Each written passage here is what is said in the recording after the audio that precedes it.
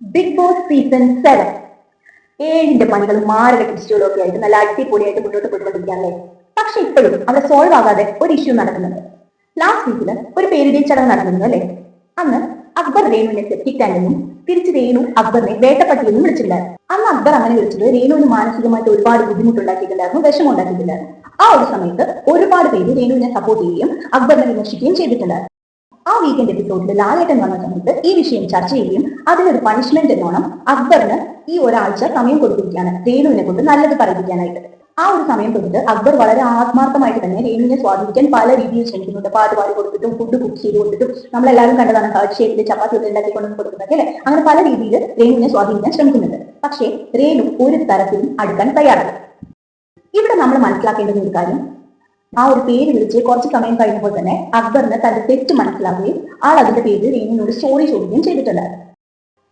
അക്ബർ അങ്ങനെ ഒരു പേര് വിളിച്ചത് ഉറപ്പായിട്ടും തെറ്റ് തന്നെയാണ്, സമ്മതിക്കുന്നു. പക്ഷേ ഇത് പുറത്തൊരു സ്ഥലത്ത് വെച്ചോ അല്ലെങ്കിൽ വേറൊരു ഒക്കേഷനിലോ അല്ല ഇങ്ങനെ ഒരു പേര് വിളിച്ചിരിക്കുന്നത്.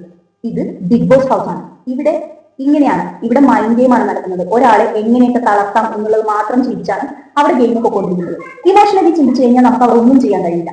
പ്രത്യേകിച്ച് പുറത്തുനിന്ന് ഇത്രയും നെഗറ്റീവ്സ് ഒക്കെ ഫേസ് ചെയ്ത് ഒരുപാട് സ്ട്രോങ് ആയിട്ട് ബിഗ് ബോസ് ഹൗസിനെ അകത്തേക്ക് കയറിപ്പോയ രേണു സുധിക്ക് ഇതൊക്കെ ഒരു വിഷയമാണ്. ഇത് ഈ ഒരു പേര് കൊണ്ടൊക്കെ രേണുവിനെ ഇത്രയധികം ഇമോഷണലി തകർക്കാൻ അക്ബറിന് കഴിയുമോ? ഇവിടെ എനിക്ക് പേഴ്സണലി ചോദിച്ചത്, രേണുവിന് ഒരിക്കലും ഇത് ഇമോഷണലി തടിക്കാൻ കഴിയാത്തത് കൊണ്ടല്ല അവരെ ക്ഷമിച്ചു കൊടുക്കുന്നത്. അവരിതൊരു കണ്ടന്റ് ആക്കി തന്നെ എടുത്തിരിക്കുക. പ്രത്യേകിച്ച് വേറൊരു കണ്ടന്റിന് കൊടുക്കാൻ കഴിയാത്ത സാഹചര്യത്തിൽ ഇതൊരു കച്ചിത്തുരുമ്പായി കണ്ട് ഈ ഒരു ടോപ്പിക് കൊണ്ട് മുന്നോട്ട് പോവുകയാണ് രേണു ചെയ്യുന്നത്. ഈ ഒരു വിഷയത്തിൽ ഇത്രയധികം ഇമോഷണലി ഫീൽ ചെയ്യേണ്ട ഒരു കാര്യം ഇല്ല എന്ന് തന്നെയാണ് എനിക്ക് തോന്നുന്നത്. ബിക്കോസ് ഇതിന് മുൻപുള്ള സീസണുകളാണെങ്കിലും ഈ സീസണിലാണെങ്കിലും ഇതുപോലെ ഒരുപാട് പേരുകൾ പരസ്പരം വിളിച്ചിട്ടുണ്ട്. അനീഷിനെ ആദ്യം കൂടെ വിളിച്ച പേര് നമ്മളെല്ലാവരും കേട്ടതാണ്. ഒനിയൽ ബിന്നിയെ പറഞ്ഞത് നമ്മൾ കേട്ടതാണ് അല്ലെ. അപ്പൊ പിന്നെ ഇതെല്ലാം കഴിഞ്ഞ പല സീസണുകളിലും ഇതുപോലുള്ള പല പേരുകളും തമ്മിൽ വിളിച്ചിട്ടുണ്ട്. അതെല്ലാം ഗെയിമിന്റെ ഒരു പാർട്ടാണ്.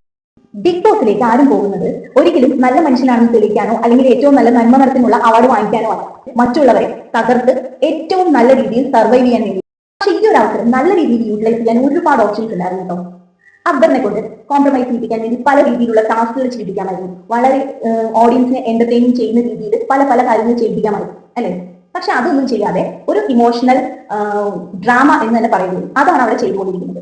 ആദ്യമൊക്കെ സപ്പോർട്ട് കിട്ടിയിരുന്നെങ്കിലും ഇപ്പൊ പതുക്കെ അത് തിരിഞ്ഞു കൊടുത്തു തുടങ്ങിയിരിക്കുകയാണ്. കാരണം ഒരേ കാര്യം തന്നെ കുറെ നാൾ റിപ്പീറ്റേഷൻ കണ്ടുകൊണ്ടിരിക്കുന്ന സമയത്ത് അത് ഉറപ്പായിട്ടും ഓഡിയൻസിന് ബോറടിക്കും. അപ്പൊ എന്റെ ഒരു അഭിപ്രായത്തിൽ ഈ ഒരു ഇഷ്യൂ ഇവിടെ കൊണ്ട് കോംപ്രമൈസ് ചെയ്ത് മുന്നോട്ട് പോകുക, അല്ലെങ്കിൽ കുറച്ചും കൂടി ആൾക്കാർക്ക് എന്റർടൈനിങ് ആവുന്ന രീതിയിൽ അക്ബറിന് എന്തെങ്കിലും പണി കൊടുത്ത് മുന്നോട്ട് പോകുക എന്നുള്ളതാണ്. നിങ്ങൾക്ക് എന്താ തോന്നുന്നത്? താഴെ കമന്റ് ആയിട്ട്